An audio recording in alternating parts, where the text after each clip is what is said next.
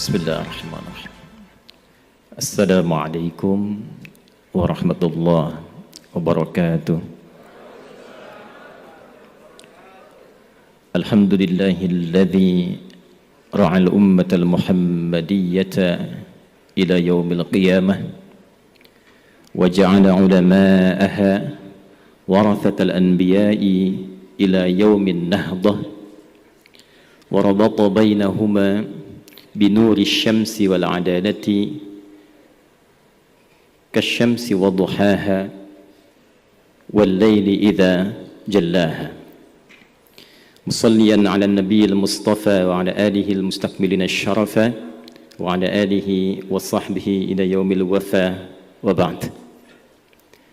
Yang kita muliakan, kita hormati seluruh guru-guru kita, para ulama, kiai habaib, terkhusus guru kita Kiai Haji Yahya Khalil Thaquf yang sangat luar biasa. Juga saya secara pribadi mendoakan, sebetulnya tak banyak orang tahu bahwa bulan ini beliau sudah 57 tahun, 16 Februari.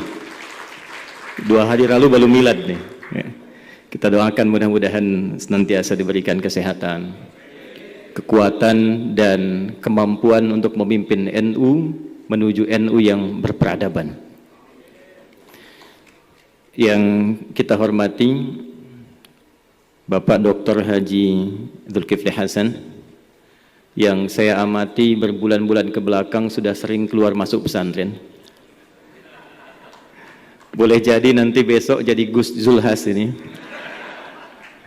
Hari ini sudah pakai sarung. Kalau tadi Gus Yahya menyebutkan partai akan NU, tapi kalau dilihat statistiknya beberapa tempat, sebagian sudah berkata partai anak Nahdiyin, katanya Pak. Para pembicara yang saya hormati, Mas Ulil, ini waktu mau disusun simposium, beliau sampaikan Twitter heboh karena akan mempertemukan saya, Ustadz Adi Hidayat, dengan Ulil Absar Abdallah. Luar biasa pemikiran beliau. Para pemateri yang lain hadir di kesempatan kali ini, Prof. Hilman, Ahmad Najib, Prof. Ais, dan seluruh hadirin. Pak Zul sebetulnya minta saya tidak untuk mewakili Muhammadiyah secara spesifik, tapi memang beliau melihat yang paling dekat di Muhammadiyah nasabnya ke NU itu saya. Jadi kalau Gus Yahya dulu seringkali berkhidmat dan menemani guru kita Kiai Haji Abdurrahman Wahid Gus Dur. Gus Dur itu punya sahabat di Banten namanya Kiai Haji Hafid Uthman. Nah, itu adalah kakak ibu saya. Itu Pak D saya. Jadi kecil itu kami juga sudah sering dibawa kalau ke MUI bertemu Kiai Sahal yang sangat saya kagumi dengan ketawaduannya, ilmu fikihnya yang luar biasa. Yang kelak dengan kekaguman itu, ternyata saya menikah dengan Putri Asti Lasem Rembang yang ibunya satu susuan dengan Kiai Sahal ke atasnya. Jadi Siti Aisyah, Siti Asia ibunya. Jadi saya ke keluarganya Gus Koyum, ke Gus Baha, kalau ditelusuri nyambung dari istri itu biroda'ah. Karena itu Gus Koyum manggil saya Ade. Kalau kami teleponan itu selalu bilang De Adi, apa kabar gitu. Jadi hari ini saya sangat terharu, luar biasa. Dan insya Allah Gus Yahya, saya itu hatam Yalal Watan itu hatam saya. Ayah saya itu Ustadz di NU di Pandeglang. Tapi kenapa saya dimasukkan ke sekolah Muhammadiyah? Baru tahu juga saya setelah dewasa, ternyata salah satu risalahnya supaya saya bisa menerangkan tentang NU di Muhammadiyah. Jadi itu yang menjadikan saya, kalau saya mengajar dan sebagainya, saya buka, saya kupas. Karena apa yang tadi diharapkan Gus Yahya itu tidak akan mungkin tercapai kecuali dari yang kecil-kecil dulu di dalamnya. Kalau beliau memulai dengan 1928 dengan gagasan besarnya, maka saya akan turunkan sedikit spektrumnya dengan nilai terkecilnya. Saya mundur ke 1905, 23 tahun sebelumnya, bertempat di Tanah Abang sekarang, tepatnya 17 April 1905, 13 Jumadal Akhirah 1323. Kita bersepakat bahwa di satu titik yang telah tadi banyak diulas, Indonesia ini bukan negara agama, tapi spirit menjalani kebangsaannya diisi dengan spirit agama. Dan justru dengan nilai spirit itulah yang paling cepat melahirkan negara kesatuan Republik Indonesia, yang kelak bahkan bukan hanya kalimat takbirnya, kalimat iman dan takwanya pun yang bagian dari kosakata keagamaan itu banyak muncul di konfigurasi undang-undang kita. Maka 5 orang habaib disertai dengan beberapa tokoh datang, baik dari Kauman Yogyakarta yang bernama Muhammad Darwish, kelak dikoordinasikan ke Jombang yang dikenal dengan Hadratus Syekh Muhammad Hashim bin Asy'ari, yang ketika saya riset pun ternyata dua-duanya bertemu di satu nasab. Walaupun yang satu, ini saya nggak tahu nih, yang NU pun hafal apa enggak ini deh. Jadi kalau kita buka sekarang ada Irsyadus Sari fi Jam'i Musannafati Syekh Muhammad Hashim Al-Asy'ari yang mengumpulkan 19 kitab itu. Yang pertamanya Adabul Alim wal Muta'allim. Saya mengajarkan kitab itu di Masjid Al-Azhar Jakapermain. Besoknya mau ngajar, malamnya saya mimpi ketemu Gus Dur. Saya bilang, Gus, saya izin mau ngajar kitab ini. Di mimpi, Pak. Beliau lihat saya lalu tersenyum. Saya anggap itu ijazah, walaupun mungkin beliau bertanya, iki kok piye orang Muhammadiyah ngajar kitabnya Adabul Alim wal Muta'allim. Tapi yang paling menarik di kitab keduanya, Risalah Ahlus Sunnah wal Jamaah, dan ini banyak saya riset. Sebelum masuk kedua ini, maka dijelaskan yang saya baca ada nasab. Huwa Muhammad Hashim bin Asy'ari bin Abdul Wahid bin Abdul Halim al-ma'ruf bi Pangeran Benawa bin Abdurrahman al-mulaqab bi Joko Tingkir ay Sultan Hadiwijaya bin Abdul Aziz bin Abdul Fattah bin Abdullah Walid Raden Ainul Yakin al-ma'ruf bi Maulana Ishaq, yang dikenal dengan bapaknya Sunan Giri.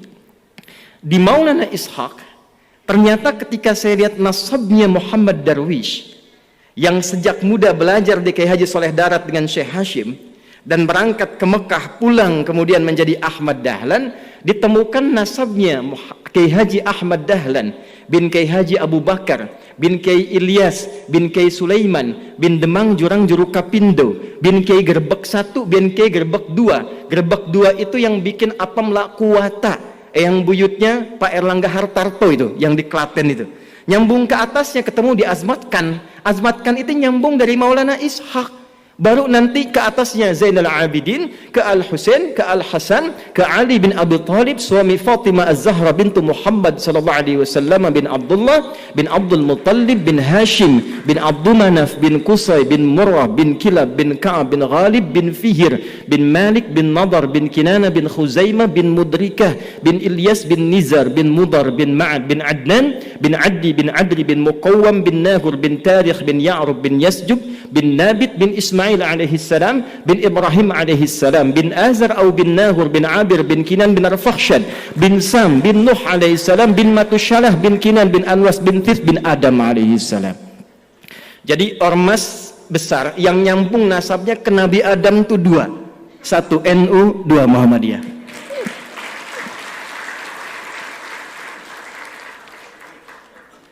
Dan yang paling menarik, itu risalahnya saya temukan selalu saling melengkapi. Dan justru dengan melengkapi itulah kemudian berwujud ke depan negara kesatuan Republik Indonesia, yang nilai-nilai keagamaannya dituangkan dalam undang-undang. Kita sejak pembukaan preambul itu, kalimat pertamanya yang muncul, atas berkat rahmat Allah yang Maha Kuasa. Dan dengan didorongkan oleh keinginan luhur. Jadi memang keinginan luhur itu sudah banyak, tapi karena berkat dan rahmat Allahnya belum turun seketika, belum dapat kemerdekaan. Kapan berkat rahmat Allah yang Maha Kuasa itu turun? Ternyata ketika semua stakeholder ulamanya itu bisa duduk, dan kejeniusan mereka yang sangat luar biasa, bukan hanya pakar di bidang agama, tapi juga pakar di bidang tata negara, konstitusi.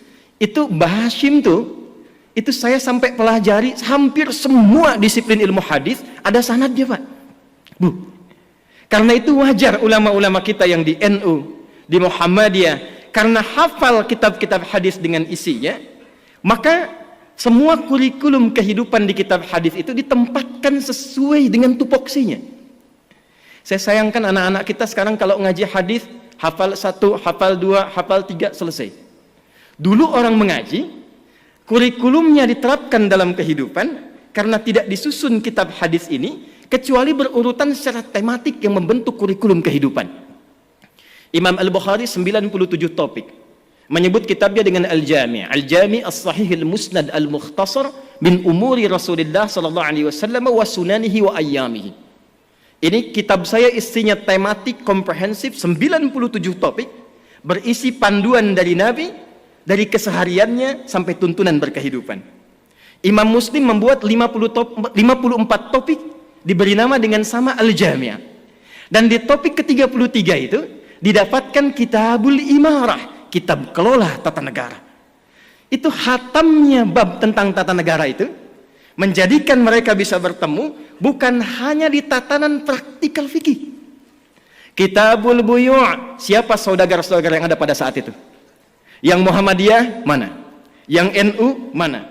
Dipertemukan dengan syarikat dagang Islam, mensuplai perjuangan kemerdekaan, maka semua support terkait dengan materi datangnya ternyata dari saudagar-saudagar yang dinilaikan, diberikan motivasi nilai keagamaan. Saya 2 bulan lalu ada di Amerika. Ketika ke Washington, saya masuk ke kedutaan, saya tanya, ini gedung kok megah sekali, bagaimana sejarahnya? Ustadz, ini gedung hasil khusus penunjukan Bung Karno yang membawa saudagar-saudagar muslim yang tadinya membeli tanah akan dibeli di depan kedutaan Belanda yang kecil.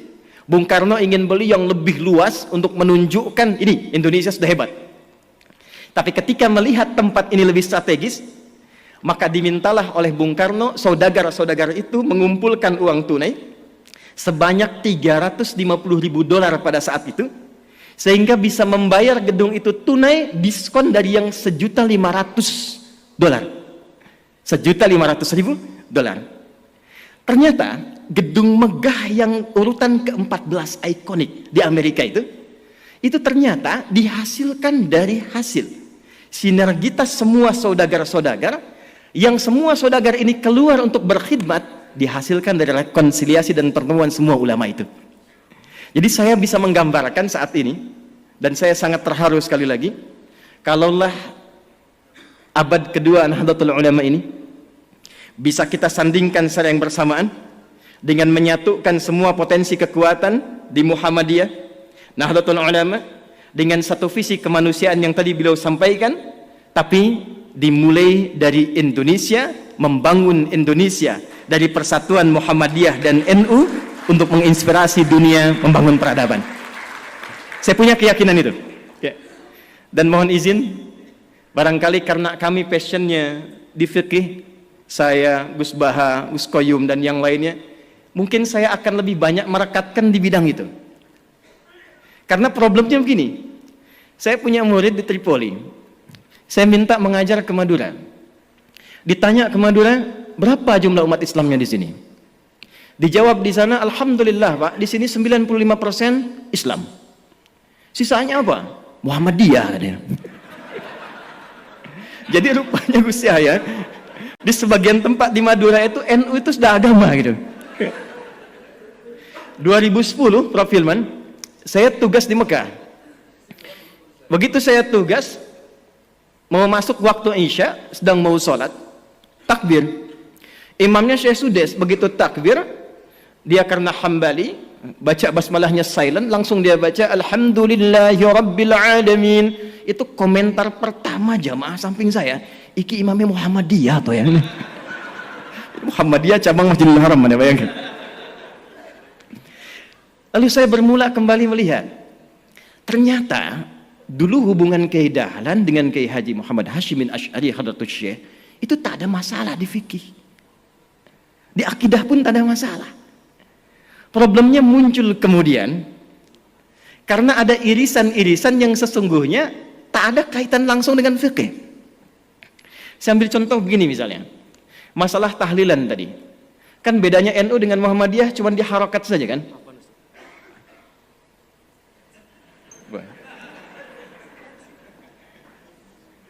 Ketua PBNU mengejar pesawat. Beliau mohon dipamitkan. Kita doakan semoga beliau sehat, lancar, dan yang lebih penting diberikan oleh Allah Subhanahu wa taala usia yang berkah untuk menginspirasi kita semua dengan gagasan-gagasan yang cemerlang ya. Dipersilahkan Gus, semoga Allah senantiasa memberikan kebaikan-kebaikan dan kemuliaan. Baik. Kalau tausiah itu kan nggak panjang-panjang ya. Tausiah itu singkat, padat, selesai gitu ya. Supaya masuk ke forum diskusinya. Saya ada 3 poin untuk mengakhiri. Kedua, tadi saya katakan sebetulnya saya riset. Di fikih ini tidak jauh Pak, Bu. Tahlilan misalnya. Bedanya NU Muhammadiyah kan cuma harokat ya. NU pakai nasab, Muhammadiyah pakai rofa. Muhammadiyah jadikan isim, NU menjadikan masdar. Halala yuhallilu tahlilan. Nasab harakatnya fathah. Orang Arab tuh kan kalau bilang nasaba, dia katakan nasabar rajulu asahu alal ardi. Orang Arab tancapkan tongkatnya dengan kuat sehingga tak goyah. Harakatnya fathah membuka sesuatu. Jadi kalau tahlilnya menggunakan metode NU, tahlilannya mayatnya jadi jenazah, masuk sudah ke alam kubur, nasaba, lalu untuk memberikan Fatihah dan turunannya dibuka, kemudian menggunakan skema tahlilan. Muhammadiyah cuma pakai rofa. Rofa pas ditarik, ya ayyatuhan nafsul mutmainnah. Makanya Muhammadiyah menggunakan rofa tahlilun, NU menggunakan nasab tahlilan. Dan ternyata Kiai Haji Ahmad Dahlan tuh nggak pernah nyual itu. Nggak pernah nyual. Dan saya telusuri di konfigurasi hukumnya itu, ternyata persoalannya bukan fikihnya. Ada kasus di kalangan masyarakat ingin menyelenggarakan tahlilan, ternyata tak punya materi, sehingga dia harus berhutang kepada tetangganya untuk mewujudkan tahlilan itu. Maka keluarlah pertimbangan, kalau tak punya uang jangan dipaksakan sehingga berhutang. Bukan masalah tahlilannya, cuman memang babnya belum selesai. Kalau memang tak punya uang, kenapa Anda tak pinjamnya atau berikan saja? Kan tuntas babnya gitu ya. Jadi saya kira ada turunan-turunan informasi yang dari atas itu, yang di kalangan elit sudah selesai, ke bawahnya itu tak sama. Kunut misalnya, di Muhammadiyah itu nggak mempersoalkan kunut. Saya belum pernah temukan ada orang Muhammadiyah di Majelis Tarji menfatwakan kunut bid'ah, tak ada. Kecuali Wahabi. Ya, kecuali Wahabi. Tak pernah saya temukan. Bahkan fatwanya yang terjadi ketika ada imamnya kunut, yang di belakang mengaminkan. Ketika imam di depan pun tak kunut, yang di belakang tak usah sujud sahwi. Jadi tataran konsep di atas itu sudah selesai. Nah, apa yang menyebabkan ke bawah itu tidak tuntas kemudian? Ya, informasi-informasi ini saya kira belum tampilnya dan disemarakkannya dakwah-dakwah seperti Gus Bah, Gus Koyum. Di Muhammadiyah ada kami, ada teman-teman yang lain. Nah, saya mungkin sarankan di semua turunan ke PWM, PWNU sampai yang ke bawah, itu yang difasilitasi untuk muncul. Karena problemnya di luar negeri itu antara faqih, alim, mufti, muballigh, da'i itu jelas. Saya usia 26 tahun, di Libya diangkat jadi amin khutbah. Boleh menentukan siapa yang khatib. Teman-teman saya yang ngaji sama saya sekarang jadi kiai semua tuh.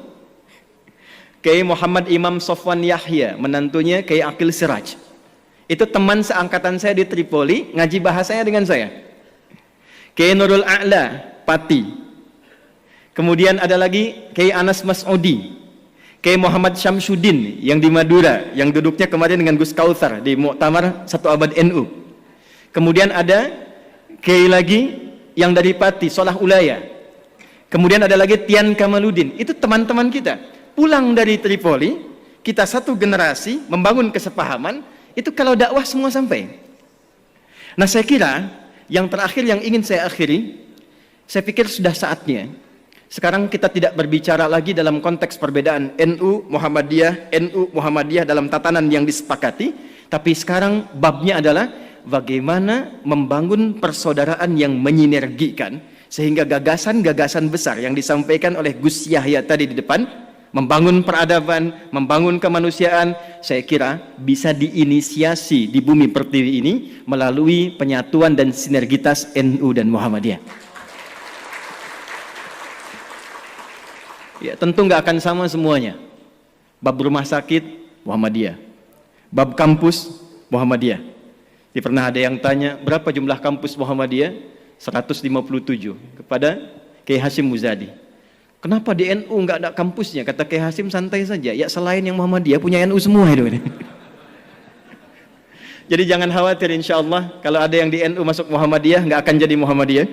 Yang di Muhammadiyah bisa sekolah ke NU. Kalau semua kita saling mengisi, besok-besok insya Allah yang satu lalaran alfiyah, yang satu CDEF GHBC. Yang ini kalamuna lafdun mufidun kastaqim wasmun wa fi'lun thumma harfunil kalim wahiduhu kalimatun wal qawlu am wa kalimatun biha kalamun qad yu'am bil jarri wat tanwini wan nida wa al mustadin lismi tamizun hasal bita fa'alti atat wa ya if'ali wa nunik balana ifmun yamjali. Yang ini CDEF GHBC GHBC DFIS G DFIS G ABCIS D ABCIS D FIS GIS A FIS GIS ABCIS DIS E BCIS DIS F FIS GIS AIS B FIS GIS AIS B CIS DIS AIS FIS CIS DIS AIS BIS GIS AIS BIS CIS. Ya lal watan ya lal watan ya lal watan hubbul watan minal iman wala takum minal hirman inhadu ahlal watan. Itu rumusnya pakai rumus Rojaz. Mustaf'ilun mustaf'ilun mustaf'ilun mustaf'ilun mustaf'ilun mustaf'ilun. Itu 16 rumus di bahar, Pak. Al-Asma'i ngambil itu jadi sautus sofiril bulbuli hayyaja qalbi thamili al-ma'u wa zahru ma'a zahri lahdul muqali. Ditarik oleh Kiai Haji Wahab Hasbullah jadi yalwatan. Yang ingin saya katakan, betapa hebatnya orang tua kita dulu, bukan hanya pakar di bidang fikih, pakar di bidang tata negara, tapi juga pakar di bidang bahasa. Di semua aspek spektrum keilmuan bisa diterjemahkan dalam konteks aplikasi kehidupan. Saya kira itu yang bisa saya antarkan untuk meneruskan gagasan-gagasan Gus Yahya. Tapi di forum ini terakhir saya berkenan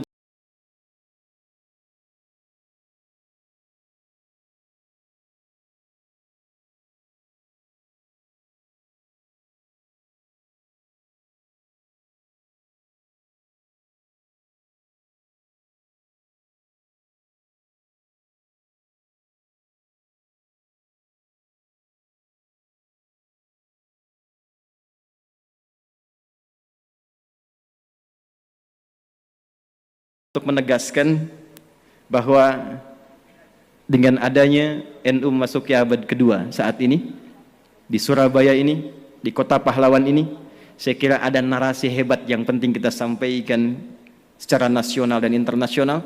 Di tempat ini akan terdapat persatuan antara NU dan Muhammadiyah menuju gagasan ke depan. Terima kasih Pak Zul yang telah memfasilitasi. Mudah-mudahan beliau senantiasa sehat, mencerahkan, dan gagasan Islam tengahnya saya kira itu sangat luar biasa dan boleh kita kaji untuk ke depan. Kita tunggu masukan-masukan dan ide-ide cemerlang inspiratif dari para pembicara kita. Semoga keberkahan menyertai kita semua. Terima kasih untuk semuanya. Wallahu muwaffiq ila aqwamit thariq fastabiqul khairat. Assalamualaikum warahmatullahi wabarakatuh.